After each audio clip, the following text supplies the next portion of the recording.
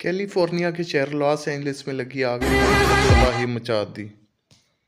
आप देख रहे हैं गुल की दुनिया। लॉस एंजलिस में लगी आग अमेरिका की तारीख में होने वाले हादसात में अब तक सबसे महंगी आफात में शामिल हो चुकी है और नुकसानात का अंदाज़ा तकरीबन 140 अरब डॉलर तक पहुंच चुका है। अमेरिकी जंगलात में लगने वाली आग ने अब तक 4000 एकड़ रकबा को अपनी लपेट में ले लिया है।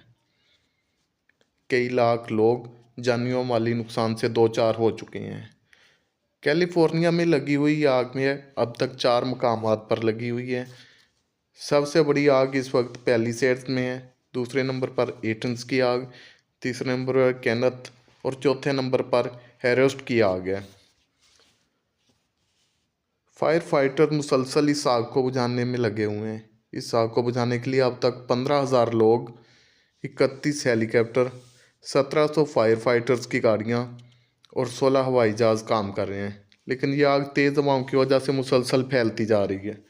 इसमें सबसे ज़्यादा नुकसान जानवरों का और परिंदों का हो रहे हैं। सबसे ज़्यादा जानदार, परिंदे और जानवर आग की लपेट में आए हैं, क्योंकि इंसानों ने तो हिजरत कर ली थी। परिंदे और जानदार बहुत ज़्यादा मुतासर हुए हैं।